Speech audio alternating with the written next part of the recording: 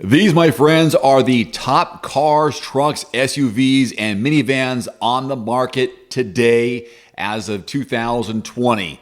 These are the ones most highly recommended for you, the Everyman driver. Let's get started. But first, today's show is brought to you by mycarmatch.com. It's my go-to website for the best deals on new cars and trucks by zip code. Type in the make, model, your zip code, which is key, and qualified dealers will pop up. Just choose which ones you want to work with to get a free quote and schedule your test drive today. Drive home your new vehicle this weekend. A link is in the description below. So you're in the market for a new car, truck, SUV, minivan, station wagon.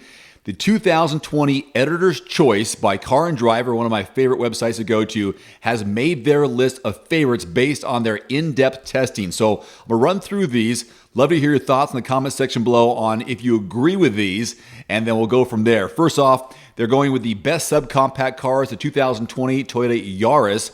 The highs, enjoyable handling, excellent gas mileage, impressive list of standard features. Now the cons or lows with this vehicle, certain key driver assistance features are absent, not as quick as some rivals, and lacks some cargo capacity.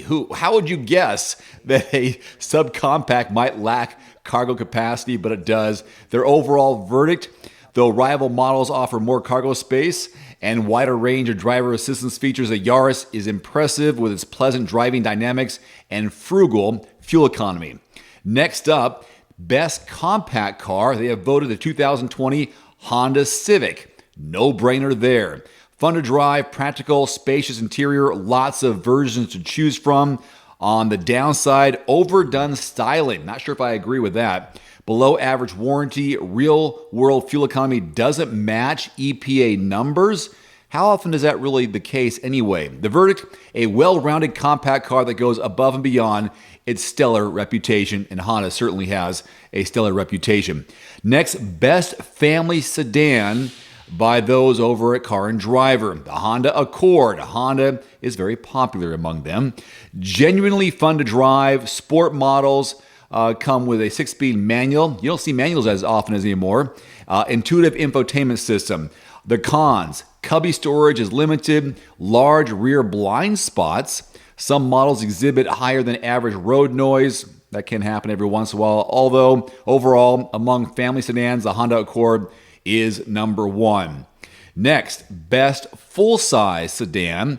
They have it down as the Kia Cadenza. Hard to argue with that. Velvety smooth engine, luxury cabin without a luxury price, long-standing warranty terms as you would get with a Kia and Hyundai for that matter. On the downside, relaxed driving dynamics, back seats don't fold, weak optional ventilated seats. It's kind of a weird thing to have as a con. Overall, the Cadenza offers luxury car comfort and features at a steep discount versus the premium badged rivals. Now, best subcompact SUV, the Mazda CX-30. These are all 2020 models, by the way. Fun-loving nature, near premium cabin, lots of standard tech features. On the downside, the lows, slower than turbocharged rivals, occasional transmission clumsiness, not any more practical than the less pricey Mazda 3 hatchback. The CX-30 is either an SUV for car people or a car for SUV people. It's a nice turn of phrase, but either way, it's fun to drive and makes it one of their favorite vehicles. Moving on to best compact SUV, Mazda again, the CX-5 this time. High-end experience, pleasant design, fun to drive nature. Less cargo space than key rivals, outdated infotainment system, punchy Turbo 4, limited to top models. Thanks to its soulful styling and athletic chassis, the CX-5 adds up to more than the sum of its parts. Now, if you're going to the midsize SUV, this is a no-brainer. It has been for me ever since I drove it. The Kia Telluride. Prestige at a low price. Tons of interior acreage, loaded with fanciful features. Now, some rivals feel livelier. Average fuel economy, these are the downsides. Invasive adaptive cruise control. I guess they have to find something bad with this vehicle. It's received so many awards. The verdict, the Telluride rises above all three-row rivals with its palatial traits and peerless value. All right, large SUV. There's a tie for this one, the best large SUV. The tie is between the Nissan Armada, surprised to hear that one, and the Chevy Suburban. So the Armada, a tranquil cabin, environment, upscale styling, mighty powertrain and tow rating. Lows, not exactly fuel efficient. You're talking about a large SUV. Why would it be fuel efficient? Obsolete infotainment system, I agree. Overly light steering. The verdict, the Armada is an unconventional choice among conventional SUVs. Now, the tie with that is a Suburban from Chevrolet, good towing capacity, muscular optional V8, cavernous interior. You can't go wrong. They're all going to be cavernous on the inside. They're large SUVs, people. Downside, a handful to park, obviously. Expensive to fuel, obviously. And it's easy to balloon the sticker price.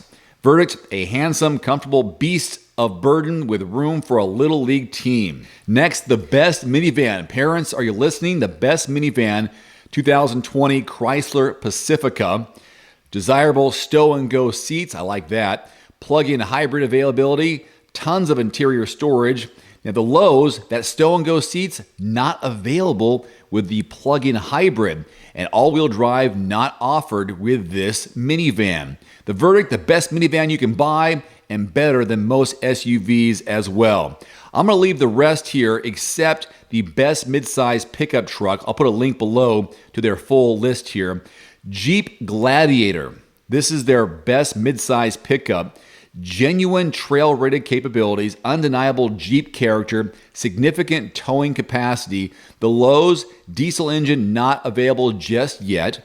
One-size-fits-all configuration, pricier than the already pricey Wrangler. The verdict, all the quintessential Jeep elements with an extra dose of pickup truck utility. Have you seen this one? I saw this in person. I've seen it a number of times in person, but up close recently at the grocery store. It's a long truck. It seems longer, maybe because this was an open air one. All the doors were open. They may have had a top on it. I can't remember exactly, but it was a long truck. But I guess that's what you're looking for. If you're going to go with a Gladiator, you have the truck bed along with the durability of a Jeep. So that's kind of interesting. I'll name a couple more here before I let you go. Full-size pickup, the best full-size pickup. So the Gladiator is considered your best mid-size pickup. Best full-size, 2020 Ram 1500. User-friendly interior and materials, ride quality and capability are all the pros. The lows, really large, heavier than competitors, and steep pricing. The verdict, when only a pickup truck will do, the Ram 1500, not the Ford, but the Ram 1500 is the one to choose. Now, Ford does get the vote for the best off-road performance pickup in the F-150 Raptor. I think that's a no-brainer right there. Powerful twin-turbo V6, awesome long travel suspension, imposing road presence. The lows, more off-road truck than most buyers will ever use. I've had one of these. These are beasts. Love how powerful that engine is. It's fun to drive. I think I took it off-road, in fact. So more off-road truck than most buyers will ever use. Can feel as big as a dump truck on the street. The verdict, the ultimate anabolic pickup for high-speed off-road shenanigans. They avoided the word steroids there, didn't they? The ultimate anabolic pickup truck. Why don't you just say a pickup truck on steroids? I think that would be an obvious answer. Okay, there you go. Those are half the list of the best cars and trucks and SUVs and minivans from the 2020 Editor's Choice from our friends over at Car and Driver. I'll put a link to their full list in the description below. Hope you enjoyed that. More to come. Stay tuned. Thanks for watching. Adios.